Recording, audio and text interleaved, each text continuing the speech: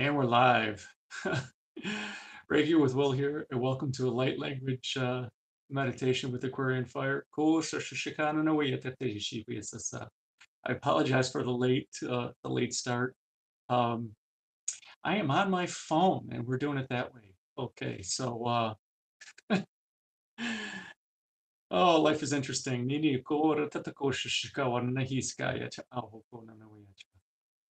All right, so I'm going to try to do all these things at the same time here.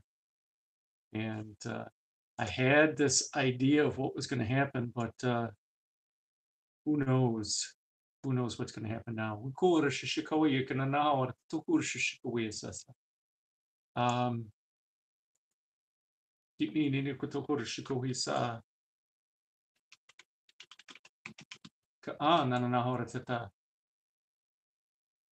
can you hear me? Oh, you can hear me and see me. Yes, I'm on my phone. So I started it from my computer and I'm on my phone for video and audio. So now I just got to bring up my email because I closed it all down with my notes. So apparently people can hear me. So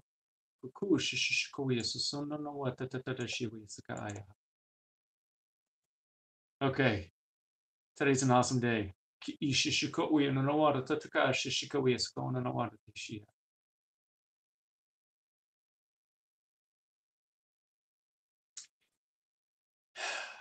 So I invite and allow the holy fire to flow in, through, and around, in every way and everywhere and everywhere.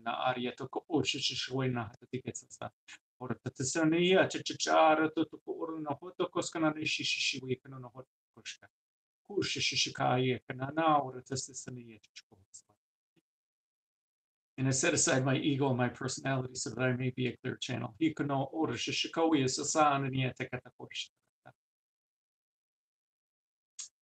Oh, yeah. So the information that came in today, apparently is pretty strong, which is why, hey, we can't do this update. Anyway, thank you, water.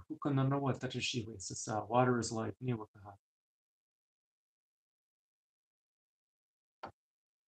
We'll see how much of what they told me to do. Today is an interesting day. So here we go. It is Lag BaOmer. It is the 33rd day in the counting of Omer.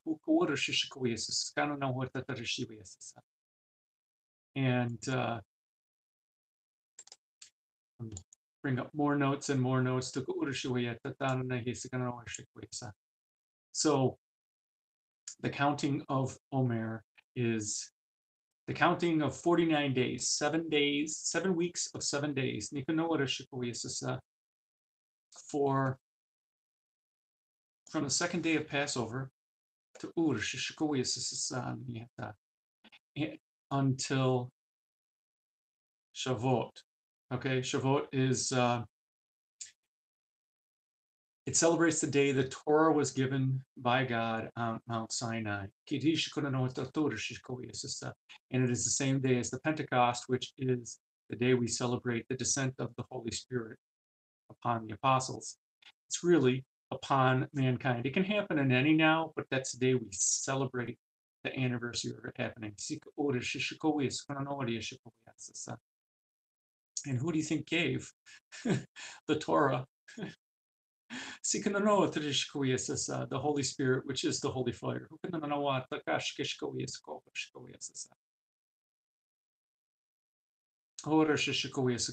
So also, what's so important about this day, the 33rd day in Omer, it celebrates Rabbi Shimon Bar Yochai, who revealed the deepest secrets of Kabbalah in the Zohar, which is the Book of Splendor. Which is why we're going to talk about Kabbalah today and the Tree of Life.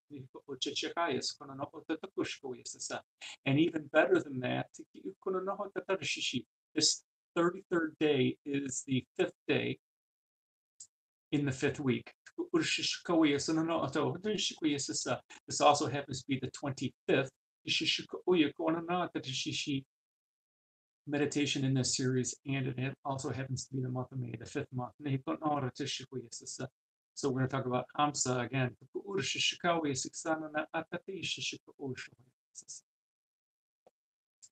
Okay,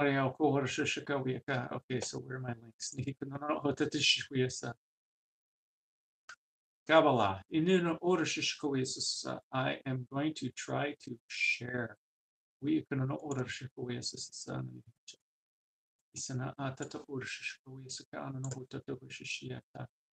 Yes, Hamsa is the hand of God.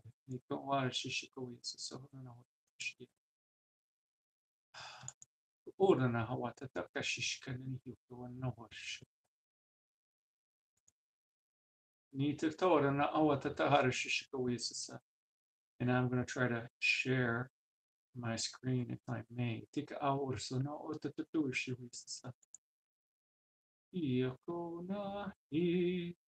I clicked the button. Apparently, it's not letting me do that either. What are you letting me do, Windows? I guess we're just going to verbally talk about the tree of life. Let me give you an update on the white magic class. Sunday's white magic class was absolutely spectacular. Thank you, Wendy, for all you do and all you bring. And thank you, Jim, for translating and bringing in the two entities. And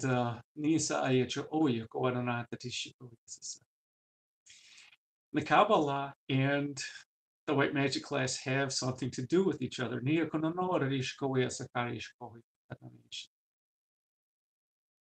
Part of the information that I was getting before the class, that there's no mistake that Wendy and Jim and I were the ones bringing that class to fruition. And in Kabbalah, they have the concept of the three mothers. 3 letters of the Hebrew alphabet are the 3 mothers. Aleph, Shin, and Mem.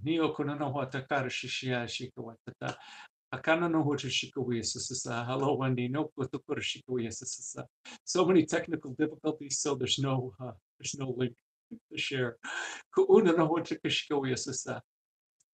And I'm on my phone because Windows Update has brought technical difficulties to my computer. Anyway, so thank you, Wendy, for all that you brought to the white magic class. Well, you're going to be forever changed by the information that was given to me today. So the 3 mothers are the 3 Hebrew letters Aleph, Shin, and Mem. And Aleph is the air, and Shin is the fire, and Mem is the water. And those 3 letters do mean those 3 things. I'm not just the and Jim is Aquarius, which is an air sign. And Wendy, and then it goes to the Shin next, which is the fire, which Wendy is a Sagittarius. And Wendy is a female, and that for you people, I can't tell if my video is reversed. Yes, it is. Cool. So when I raise my right hand, you actually see my right. So in the Kabbalah, on the left side, so when I'm going over here for you guys, on the left side is the pillar of mercy. That is the divine feminine. And Wendy is a female. She's the divine feminine. But she's also Sagittarius, and the fire. And in Kabbalah, it flows to Keter, which is the crown, which is the air sign, and then it goes to the shin, or it goes to no, I don't know what the Tashiwi, I don't know what that is for you. It goes over to Chokmah, which is in the pillar of mercy, the divine feminine. That's where the shin it's overlaid. And and then the path traverses over to the divine masculines, to the bina, the understanding. So it comes from the crown through the wisdom, and then over to the understanding. And Sagittarius is a fire sign, and Scorpio, me, is a water sign. So these are some of the synchronicities that we didn't that we found joy in. And this celebration today, this festival, Lag BaOmer, is actually a festival of joy. It's a celebration of joy. Where more of the Jewish festivals are going inward. This is an outward expression of joy.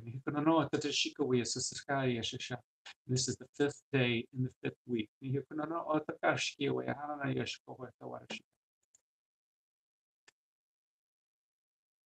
And in our class, much information came through. Embodying the holy fire was absolutely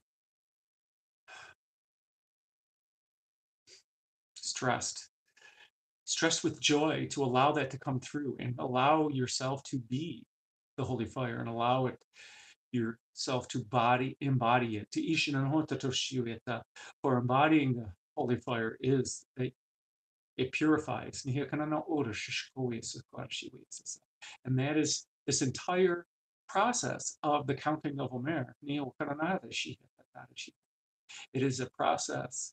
Each day we're counting towards Shavuot. We're counting towards the celebration of the Torah, which is the law of God. And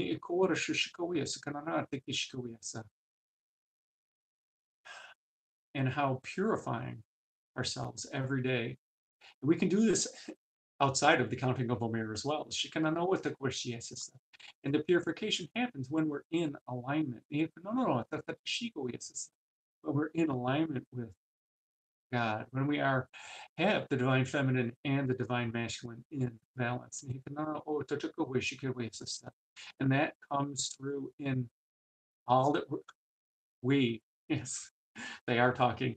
But my ego is still here. I set aside my personality and my ego so that I may be a clear channel. So that we may bring about more understanding and enlightenment on how Kabbalah is a way of creation. It is a way of understanding the human nature. It's a way of understanding the blockages and the struggles of the human nature. And it's wisdom in how to overcome those struggles.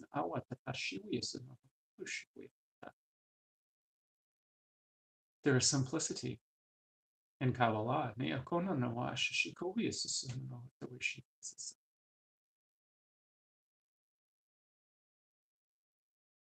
in Kabbalah, there is the divine feminine and the divine masculine, and the balance in the middle, and how it all comes in the middle. There are 10 sephirah in Kabbalah, and they formulate 3 triangles. The upper triangle, where it flows from Keter, the crown, to Chokmah, wisdom, and over to maybe from your standpoint, it's yes, it's divine feminine over here for you guys. Is that correct? Anybody want to? This is your left. Sikanadi at Chikowanawata Shiwisa.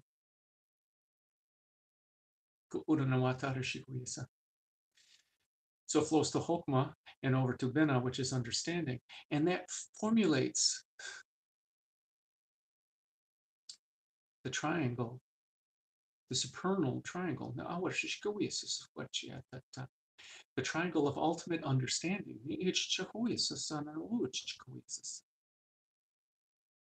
It's unifying all three. It is our upper chakras. It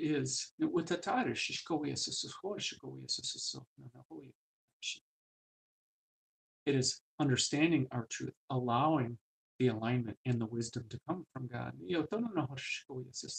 From our higher self. It is our higher self and our higher aspects. And Keter is the doorway to Ein Sof. Where Ein is not and Sof is limited or end or terminal. So it is not limited. It is not ending. It is infinity. It is the Om. It is the Ayin. It is the light.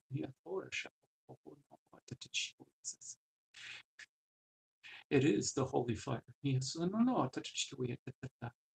It is that sea of flow that is yet to flow through you. So that you may create. So that you may experience.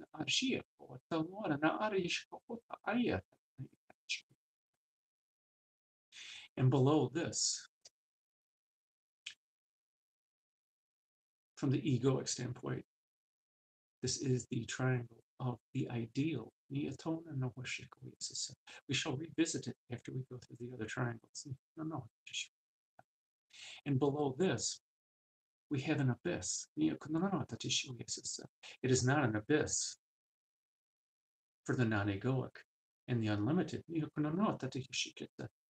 But when coming up from the earthly plane, and next it flows from the Bina over to Chesed, which is the mercy, the loving kindness. And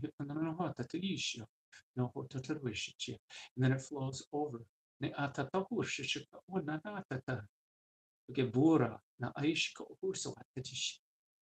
Which is the strength and the justice.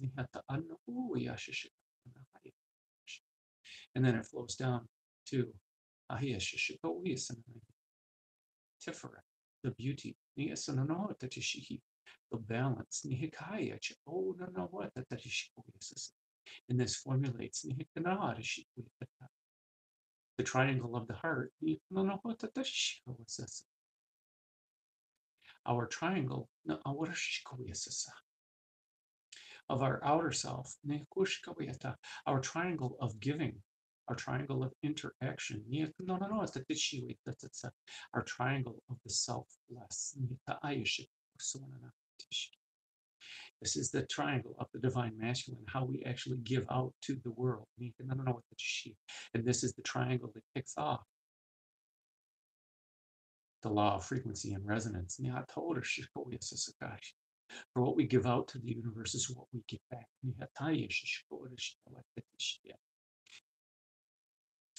And the mercy and the justice come into balance in this triangle as the righteous king delivers righteous justice. As the righteous king listens to all parties, to before a Jew justice fairly. And that is what we ask of you when you interact with others. See others with loving kindness. And as you interact with them and receive from them, please do so judiciously with your strength and the justice and loving kindness. Coming together in the understanding of the beauty of this interaction between you and them, between you and all that is. For this dance that happens is beauty.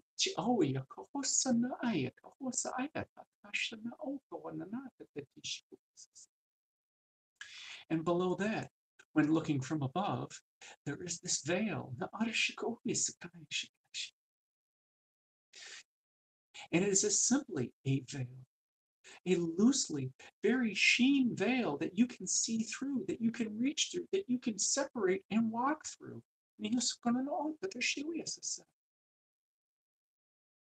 But without the wisdom and without a loving heart, and thinking only in the lower self, thinking selfishly, one cannot see through the curtains.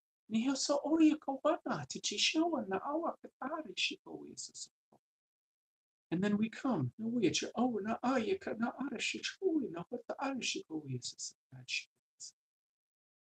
to the triangle of the self. For when it flows from Tiferet,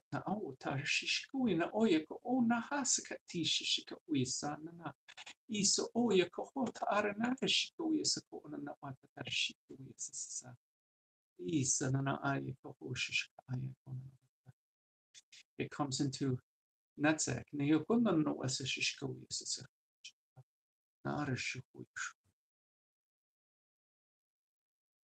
For that is your victory.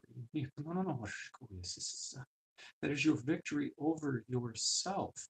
The victory over your ego. This is the triangle of the ego, the home of the ego. And to get past the veil is to get past the ego. And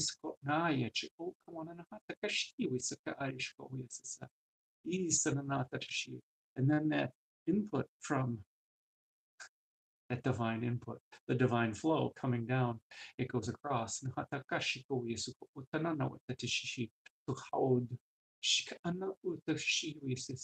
Which is the splendor, the grace of God. For it is only through grace that one can achieve victory past the ego by unifying the divine masculine and the divine feminine and coming into alignment with your true self. It is not hard to do, for it is your true nature. And it is not a mistake, and it's not simply a synchronicity, but this is the celebration of joy. It's the celebration of joy, allowing that joy to come forth is your indicator that you are in alignment.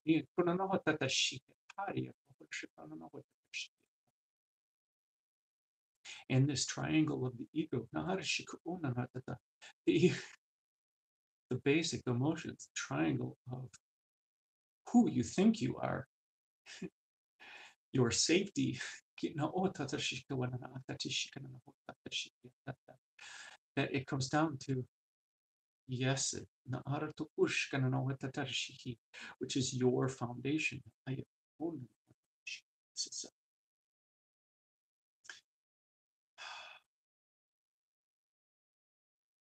And there that energy comes down to the 10th Sephirah. Of Melkut.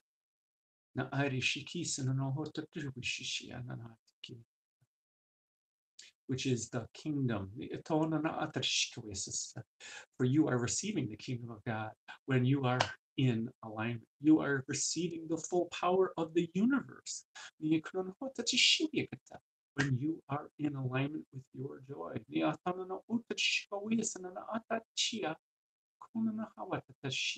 And that your full expression of your joy can go out to the universe. For God shares in your joy.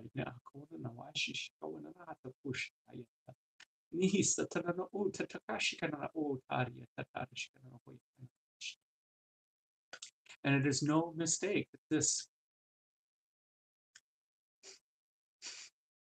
that the foundational Sephiroth connects to the kingdom. Again, we return to Mem, Lemon, Kuf,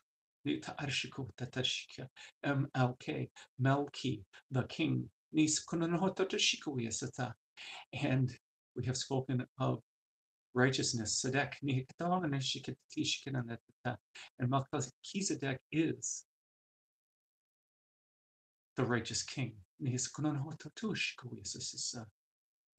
Melchizedek embodies the holy fire. Melchizedek is in alignment, righteousness. For righteousness is the path to the kingdom.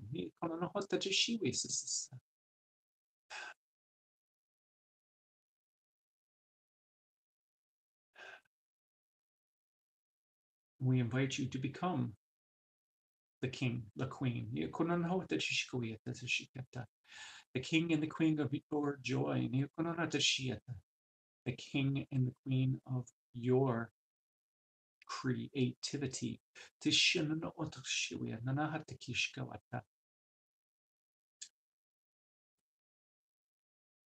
For a righteous ruler, we shall use the term ruler.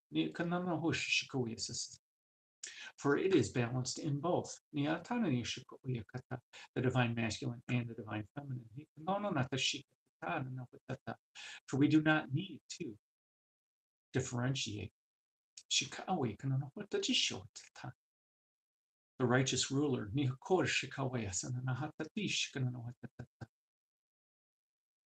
and this is the 5th day of the 5th week. Hamsa is the Hamsa day in the Hamsa week.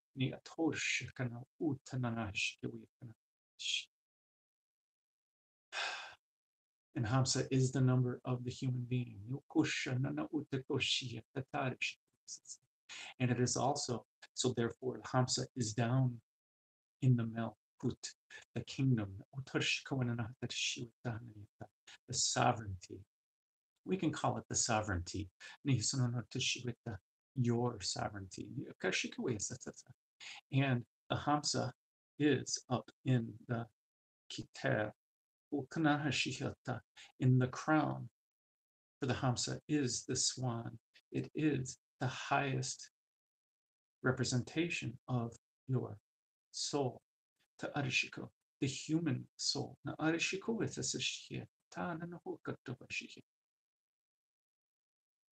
And then as you choose,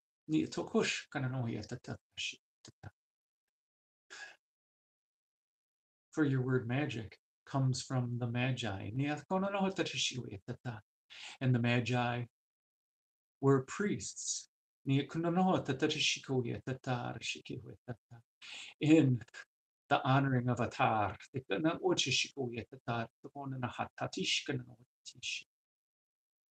They were the priests of Zoroaster, Zarathustra.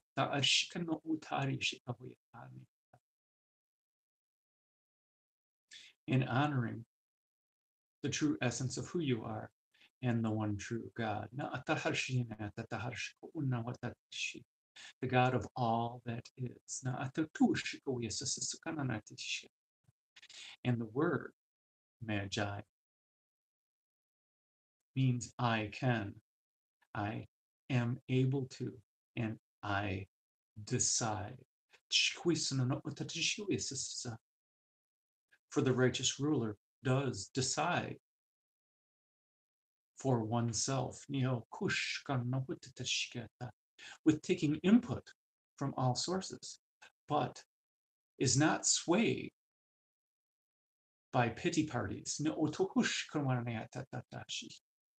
or overbearing influence, or bullies. The righteous ruler sees the situation for what it is and decides with righteous justice, with wisdom and understanding, with balance, with strength, with mercy and beauty.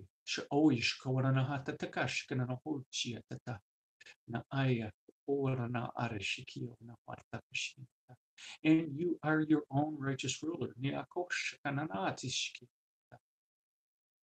And this is how we invite you to rule your reality.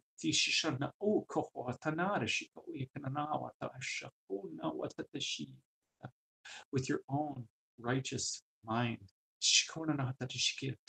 Sadek.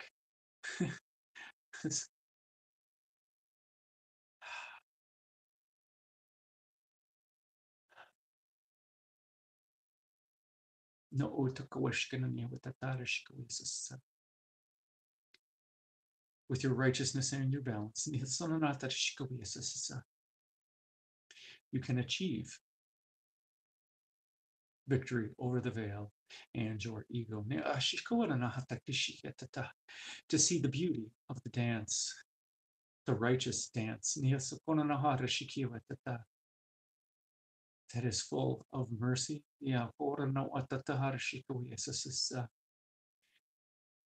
And having righteous mercy allows you to cross the abyss. That abyss is not that far. The abyss from you, from your outward expressions of your love and your giving, to your understanding of your own divine wisdom, of your ideal self. You know who you feel you really are.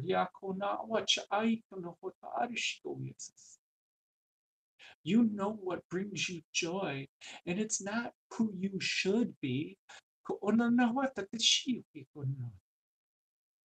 You know who you feel you really are on the inside. That is allowing your insight in your third eye,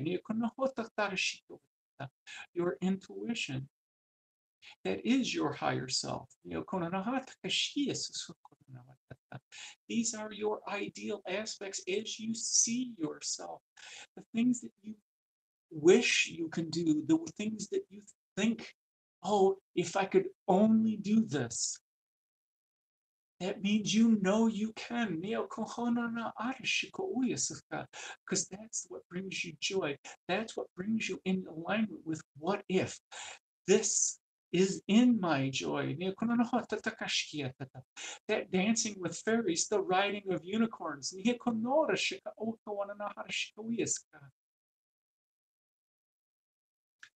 It is allowing yourself to reach out with a loving hand to someone that you think has done you wrong.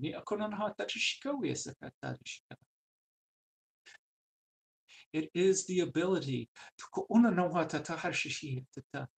not only dream, but to dream hard and fast.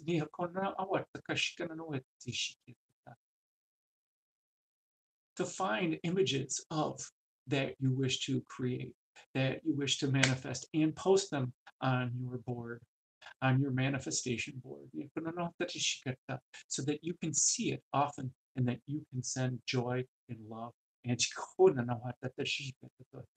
so that the universe can provide that.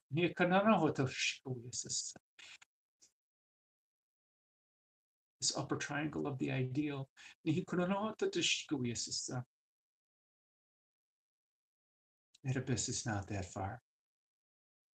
The bridge to the abyss is simply an illusion.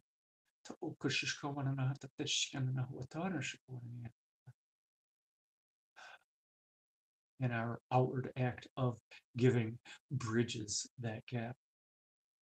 And it's not the giving that says, it's not the giving of, hey, I'm going to get something, which pulls you right back down into the triangle of the ego.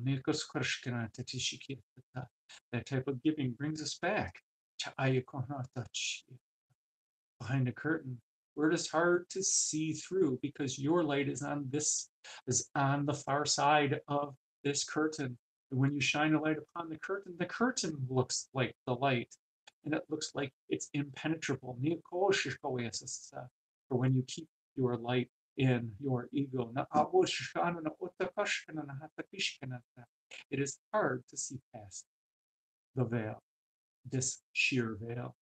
But if you keep your light in your heart center and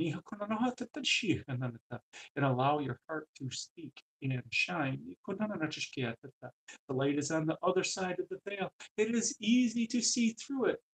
It is easy to see that I just need to push it apart. And I am in my triangle of giving. I am in my heart. Simply by living the joy and allowing your heart light to shine. And with righteous giving. That is,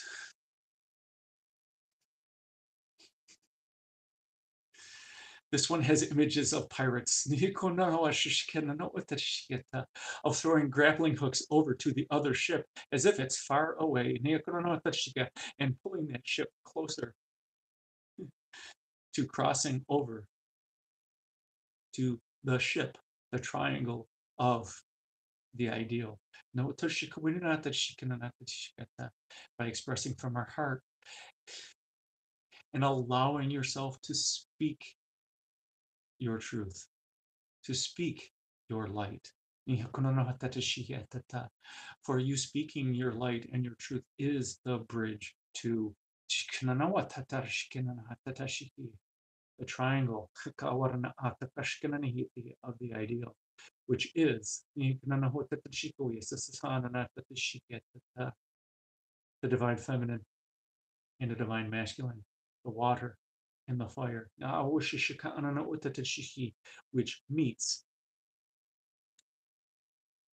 at the top in the air. And it works like magic.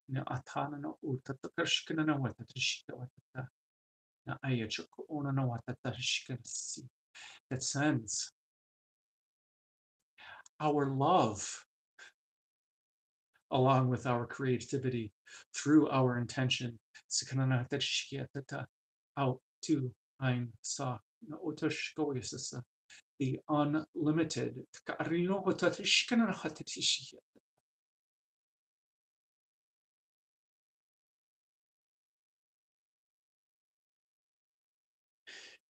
And allows it to come back down and flow naturally back to your kingdom, to your sovereignty, where you can righteously rule with the divinity of the holy fire.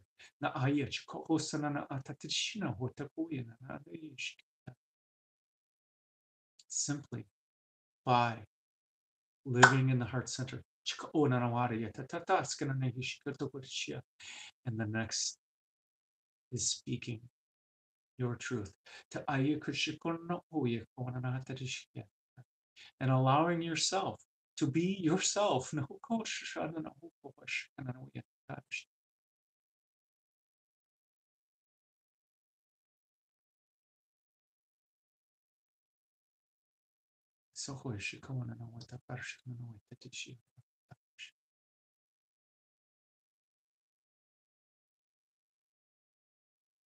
For that is the divine flow.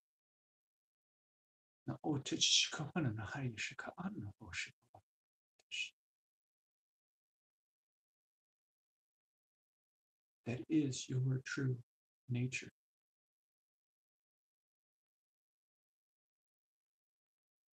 It is your freedom, what you perceive are your problems. That is creating with the purest of love, creating with your ideals, and bringing that into a firm foundation, into your righteous ruler, sacred sovereignty.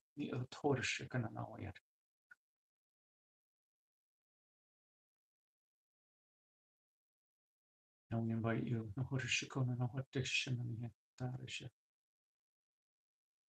we invite you to meditate with us with your own ease. For when you invite in the ease, and when we meditate, we make space for the Holy Fire. We make space for creation. We make space for the new. For creating is your natural state. And we invite you to focus your awareness on your heart center.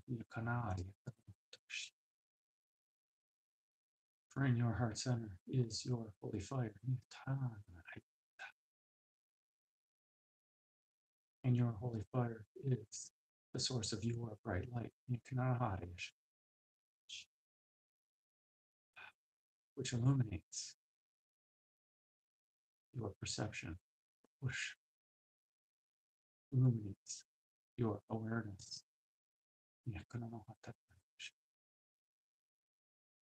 Let us take our holy fire and bring it up through the chakras, up through the tree of life, across the abyss, and out through Kita, the crown, and into Ein Sof, the non-egoic third heaven, where there is only unconditional love and unlimited power. Let us bring back more divine light, endless flow, and holy fire. It is all the same thing. And bring it back into into the realm of the physical, into creation. For you are creating by allowing it.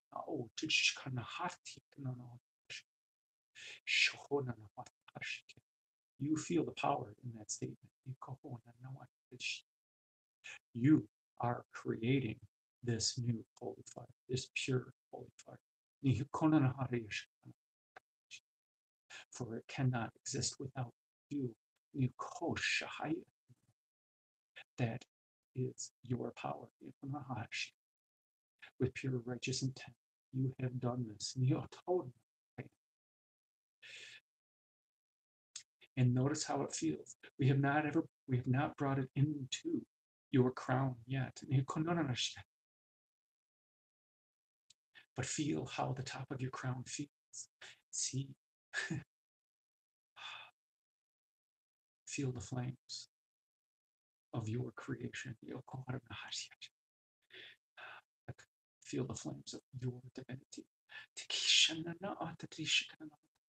Your pure intention, your righteous intention. And feel how it feels as you bring it into your crown,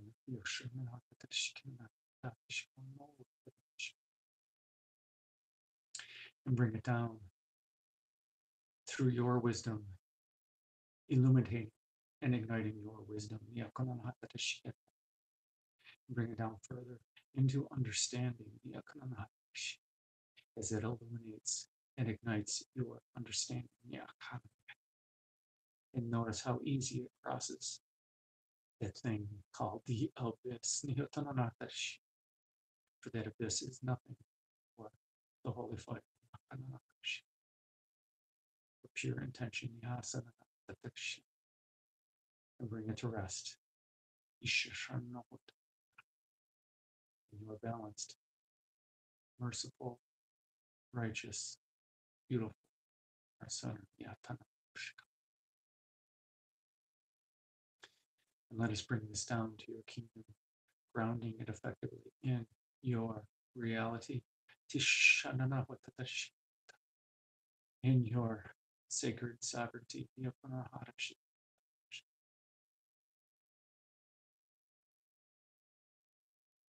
Let's bring it down. Your chakras.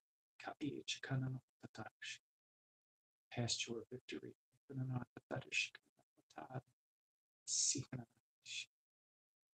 Past your splendor and your grace. Past your foundation.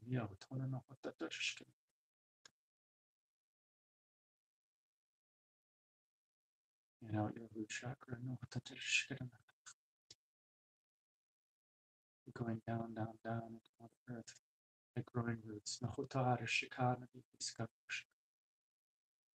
Growing those roots deep, deep, deep down into Mother Earth. Wrapping this energy in those roots around the heart of Gaia. For thee, she is the home of your Malkut, your kingdom, your Sikiana Hatachi, your sacred sovereignty,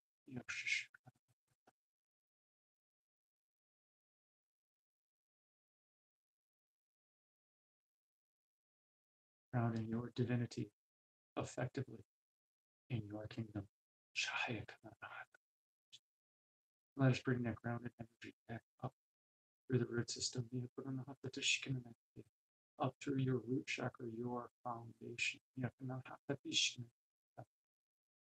and up through your chakras and up through your splendor and your victory, and easily passing through the veil into your heart center, which is the balance and the beauty of your justice, your merciful justice, thus creating a sacred marriage in your heart. And let us continue this divine flow forever and ever without end, continuing it. I'm soft. Bring it up through your chakras and out through Kitar, into Ein Sof, bringing more Ein Sof in, unlimited light, back down through Kitar, and into the heart center, and down through the foundation, and down around your kingdom, Malkut, the heart of Gaia, and back up through your root chakra and into the heart center, continuing this, continuing it, I'm soft, without end, not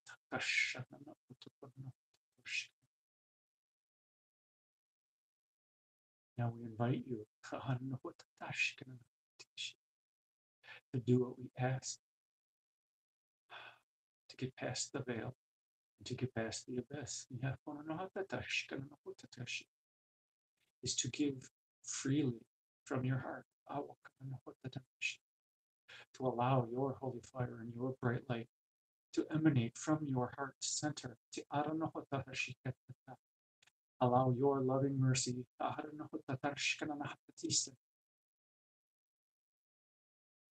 to emanate to all of your awareness, to everywhere your attention goes, to everywhere your energy goes.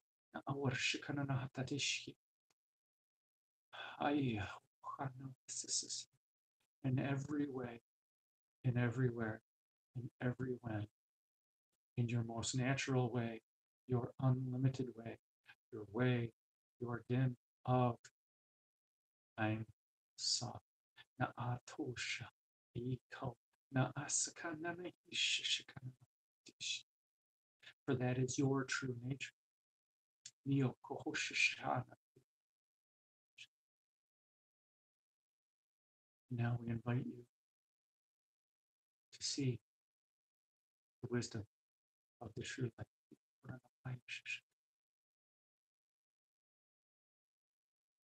through your celebration of joy.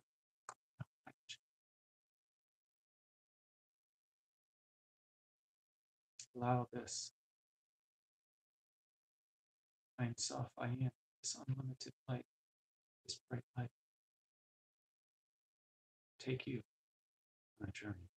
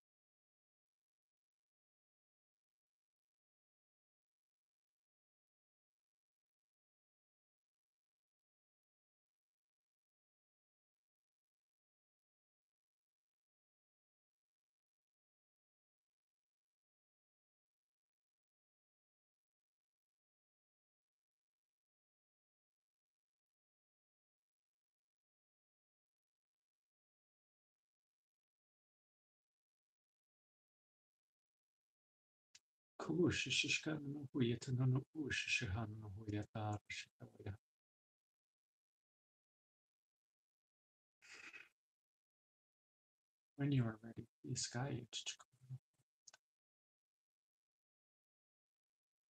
please lengthen your breath,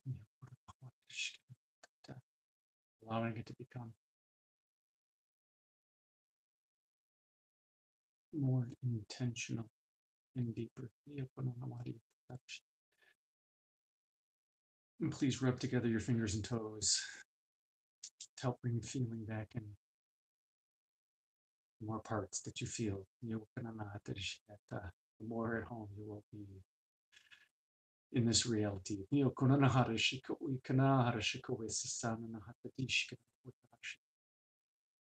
when you're ready, please open your eyes.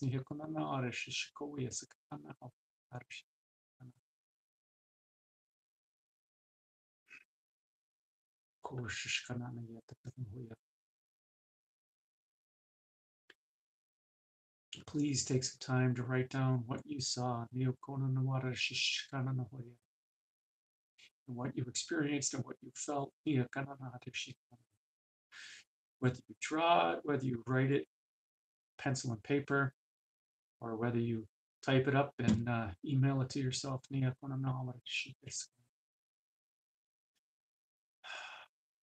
would be important in some future now. It'll be interesting in some future now. What was I thinking? What was that thing I saw back on that 33rd day, which is a 33rd and a 55 day? It's like a double master day. In the 33rd parallel, the 33rd level. Hey, well, we're at the 55th level.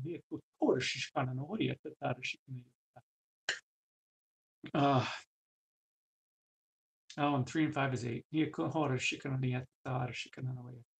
It's the double manifestation day.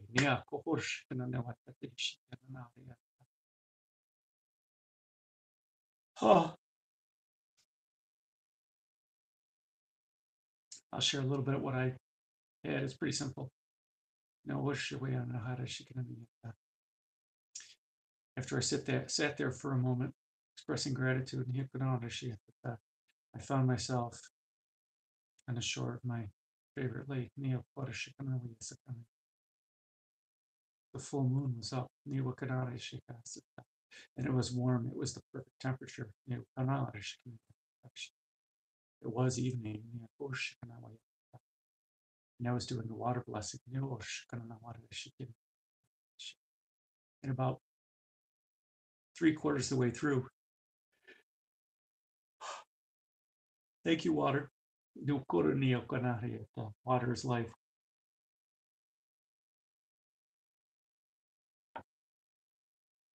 And about 3/4 of the way through the blessing, somebody started emerging from the water, from the center of the water. Slowly, her head popped up and started coming closer and closer. Yes, it was the Lady of the Lake, the youngest daughter of the moon. And she came to me and asked me to continue. And as she took the holy water, she was pouring it over me, baptizing and purifying me. Washing away whatever no longer serves. It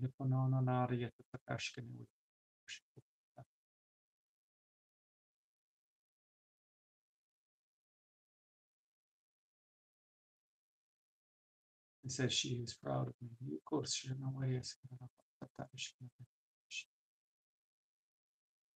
And that she only has love.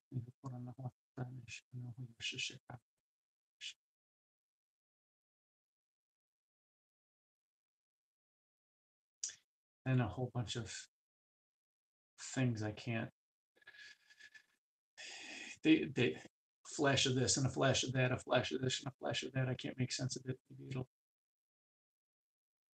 I asked them when it was flashing through. It's just like, are you showing me for a reason? Oh, here we go. I need your opinion on this one.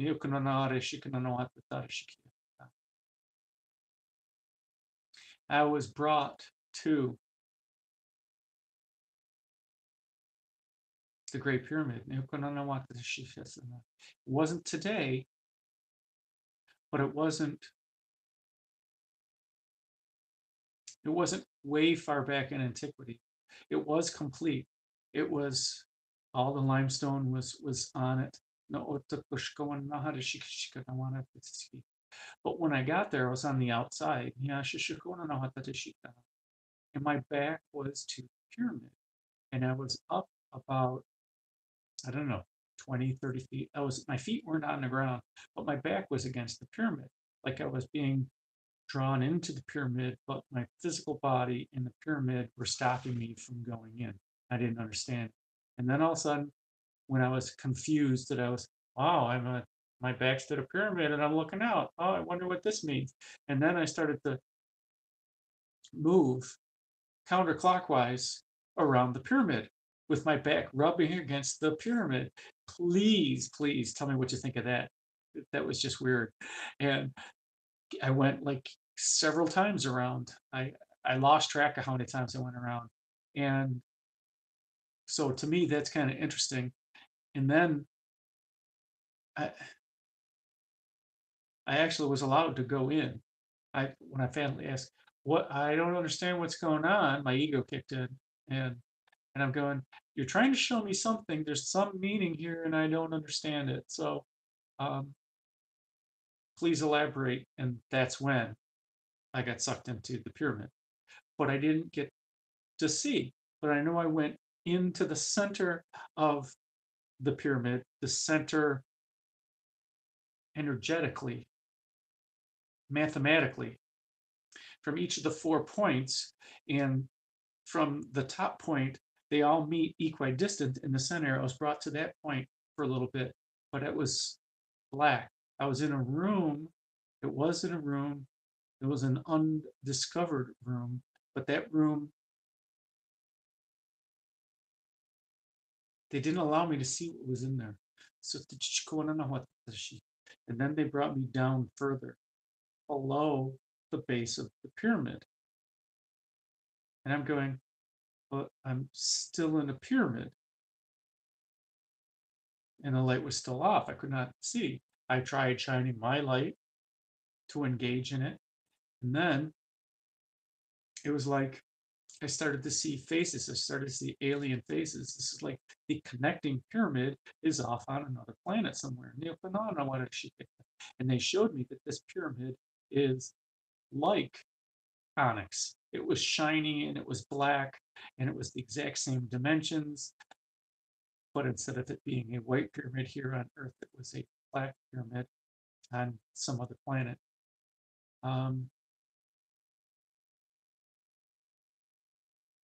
I don't know what.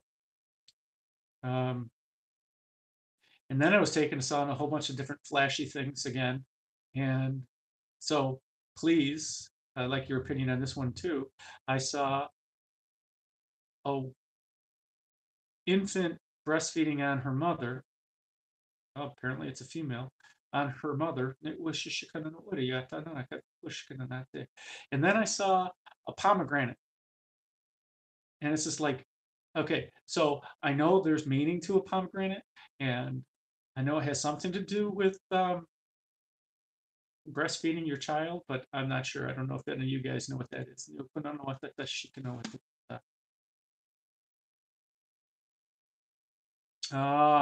So thank you, Amazing Grace. She says, I'm looking out from my own divine space. And the room, the undiscovered room, are undiscovered gifts at the seat of my soul. I love you. That's an awesome interpretation. And seek and you shall find, knock and the door will open. And the pomegranate is the nourishment to the soul of the tree of life. Is that what it is? Of course, Wendy.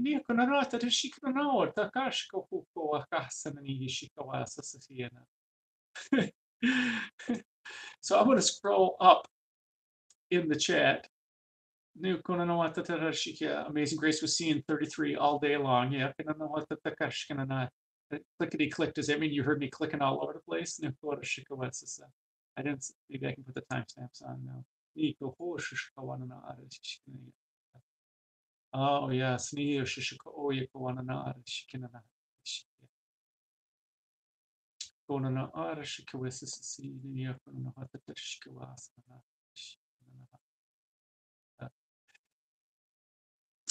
Bright Celtic. Thank you. Welcome. Oh, yes, there is so much happening. Okay, I'm trying to scroll through, not read all the chit chat comments.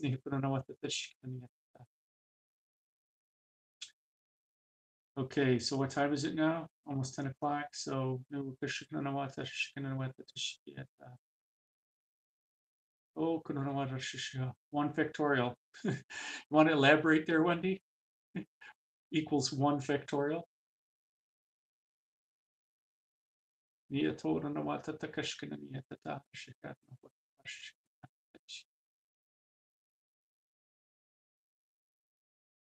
Drawn to a stone that also has 33 in meaning too. A septarian stone? Yeah, that's what that thing is. I'm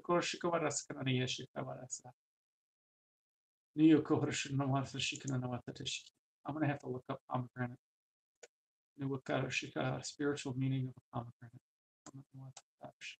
This one. Clickety click. I don't know.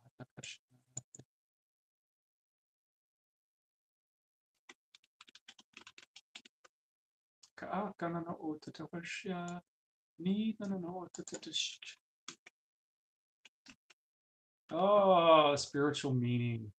Oh, here we go. Almost all the great religions of the world have sanctified the pomegranate. Wasn't it Persephone? Isn't that the only thing she ate down when she was in the underworld? Or is that the thing that kept her in the underworld? Is she ate a pomegranate? The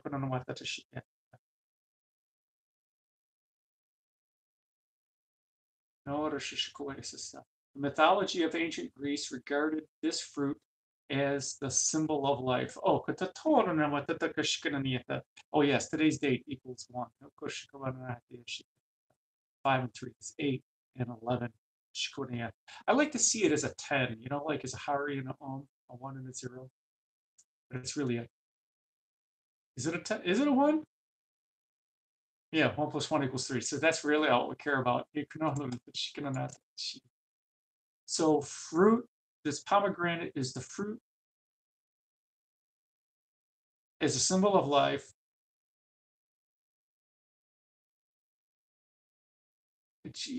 What is that? Marnage in Rebirth? In the abduction story of Persephone, right? That's what so don't know what no, mentioned in the Old Testament, the pomegranate which makes someone ask if there is any spiritual significance that God wants to communicate through this odd and reddish fruit. Okay. Talk to me, baby. Talk to me through a pomegranate. Through this vessel of life with the many, many gifts. Okay. Yeah. The sacred knowledge, the pyramid, and a 1 plus 1 equals 3.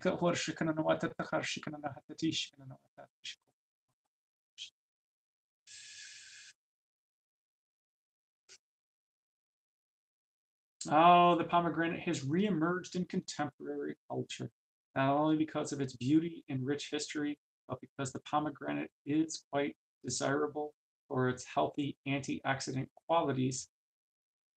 The word pomegranate, rimon in Hebrew, is derived from the Latin word pomon, apple, and granatus, seeded. Yeah, seeded apple. Yeah, Grown in the Mediterranean region for several thousand years, this remarkable fruit is rich in symbolism. Yes, thank you. In Exodus 28:33 through 34 states that the images of the pomegranate be woven into the hem of the meal, the robe of ephod, a robe worn by, oh my goodness, a robe worn by the Hebrew high priest. Pomegranates can also be found in the Bible in Kings, where the fruit is depicted on the capitals of two pillars, which stood in front of the temple of King Solomon. Oh, that's the magical reference. And they're reminding me right now, the very first thing that King Solomon did, once he was made king and ordained priest, is he went up to the mountain and he gave offerings. He gave from his heart, just like they spoke earlier. He gave from his heart. He gave to the universe to purify himself, to make him Melchizedek, to the righteous king. And the name Solomon is Shlomo in Hebrew, which means peace. He was the king of peace.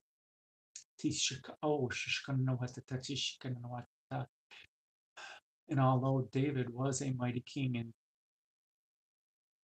and built the nation of Israel, he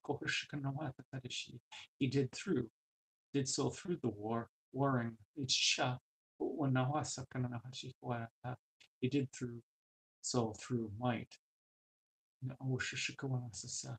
But King Shlomo, Melchi Shlomo, was a righteous king of peace,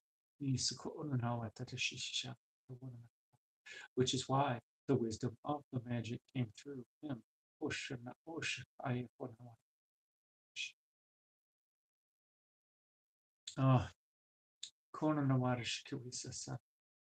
Thank you for that. Oh my goodness. And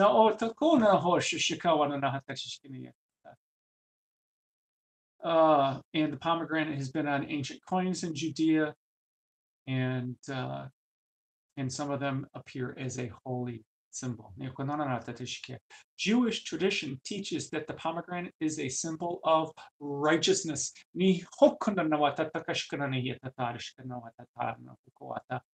can't make this stuff up, right?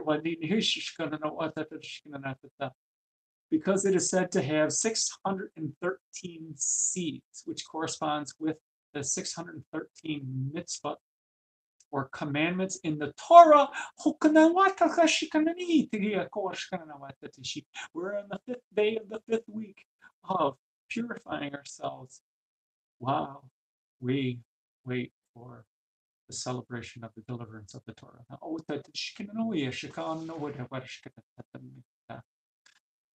For this reason and others, it is customary to eat pomegranates on Rosh Hashanah. Well, that's in the fall. Or the pomegranate represents fruitfulness, knowledge, learning, and wisdom. And it's now 6:13, is it? Not on my clock.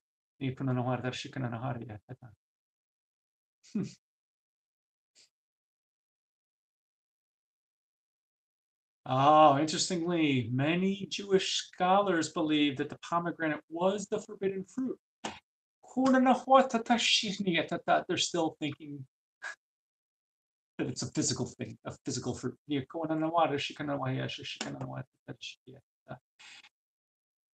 Yes, we would like to speak.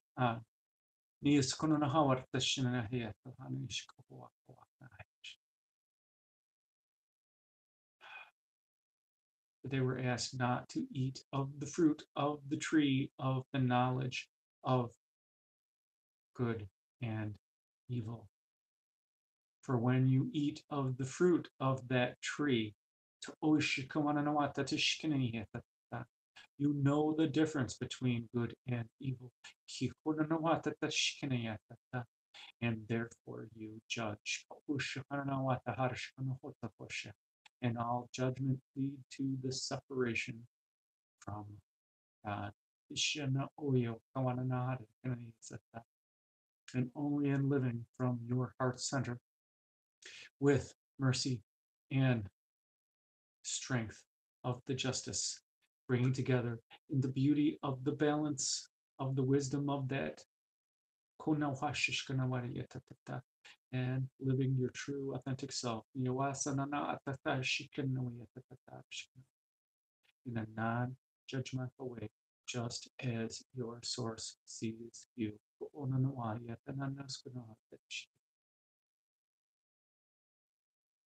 And then you are free.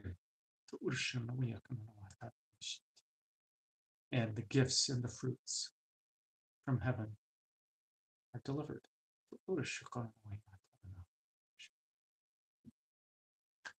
Thank you for that. Now, na ayeshishkona na hata 1010 ataposhkana na hariyata na naskana na. Okay, and they're talking.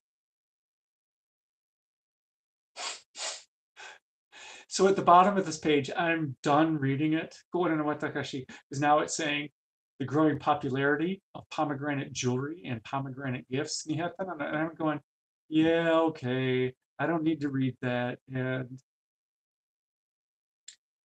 down at the bottom, the last couple of links, and it says, if you enjoyed this article about pomegranates, you may also be interested in Hamsa hand symbology. What is the evil eye and what is the Lion of Judah? Apparently I need to click on that one.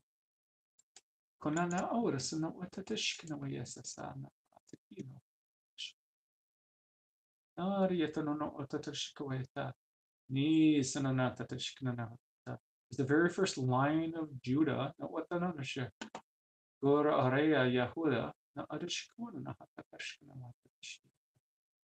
Areya.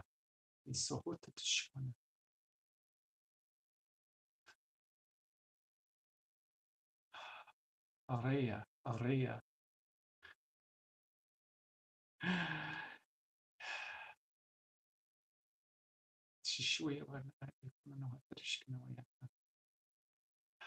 Although Areya means lion,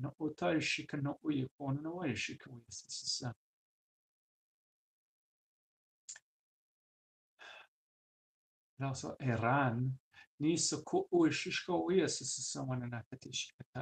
where the original light, where the Iran is the light,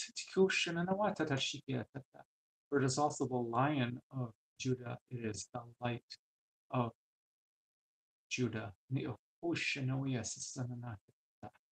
It is the youthful light, it is the early light of Judah, of Israel. It is the very first light of it. Oh, okay, so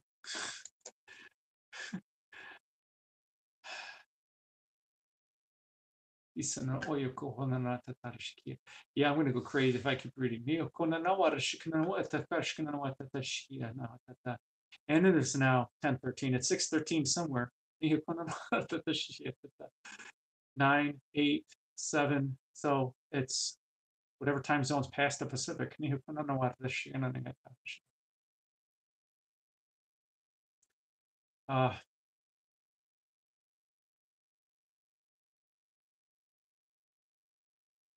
Sending a holy fire out to somebody. Somebody's really dry. Be easy on yourself, my friend. For you are loved.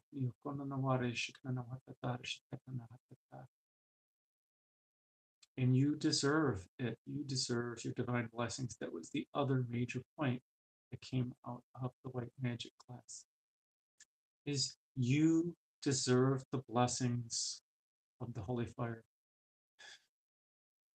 It is you that are judging yourself and holding yourself back from receiving it. It is doubting that you have a bright light in your heart center, but allowing it to shine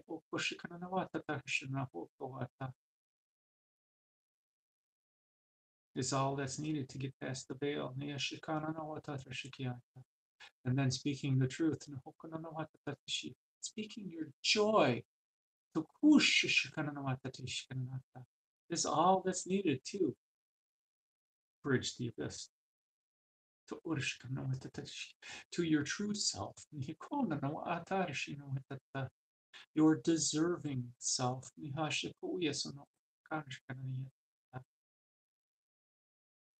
your purified self, your true self.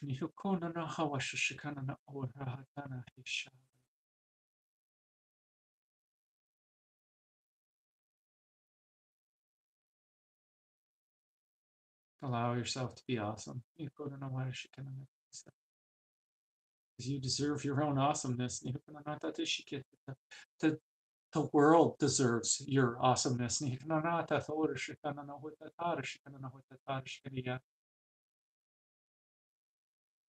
Okay. Apparently they're going to talk just a little bit more.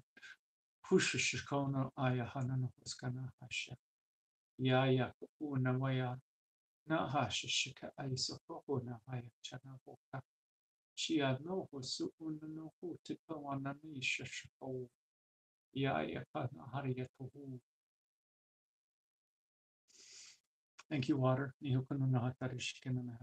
Thank you, breath.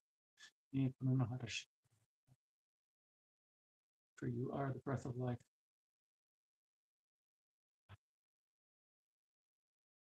You are the drink of life.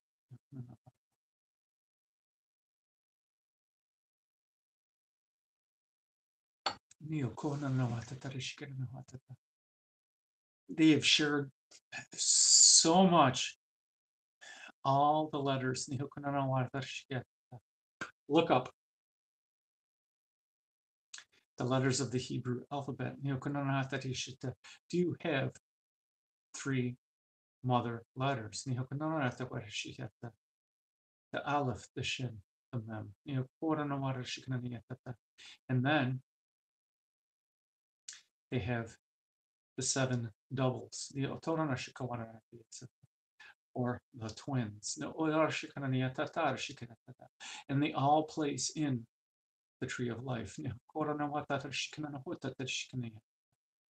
And then they have the 22 normal, simple, elementary letters, symbolizing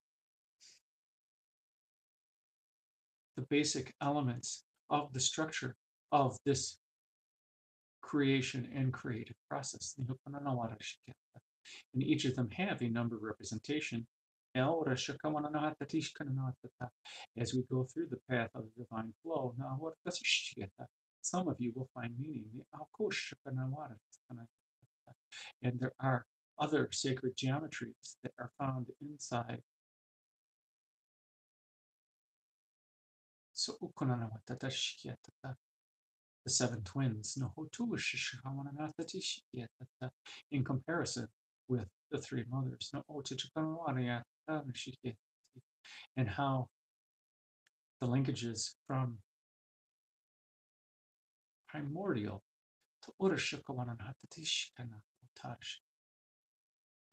primordial essences interact with 7 dualities.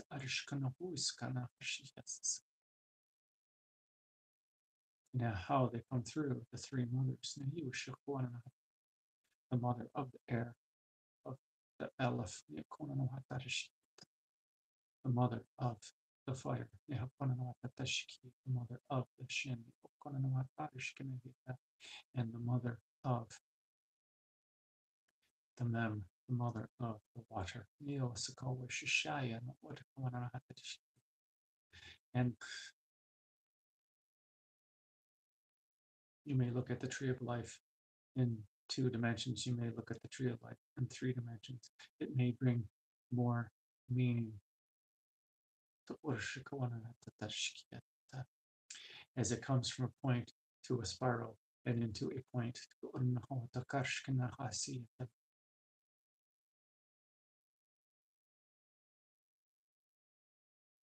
And how it flows and how it begets.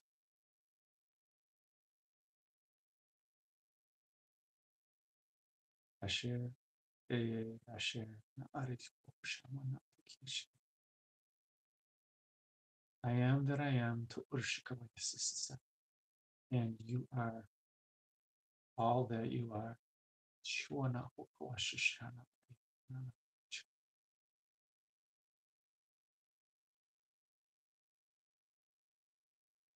There is simplicity. There is elegance. There is beauty in all that you are, in all of your aspects, seen individually and collectively.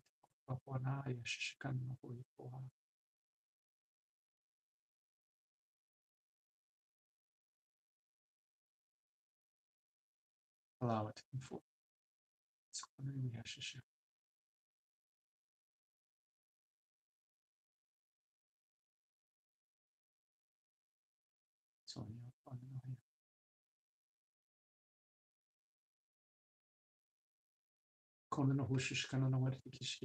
They're going to keep talking.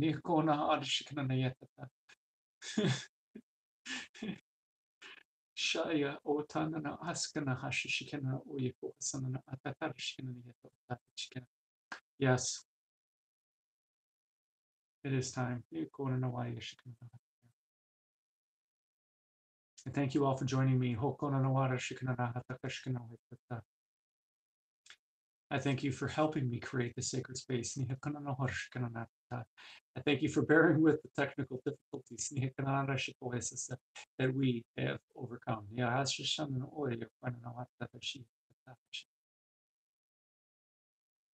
Taste the fruits of our divinity. Oh, I love you, my friends. Thank you for sharing this reality with me. This co-creation with me. Unlimit yourselves, my friends. Namaste.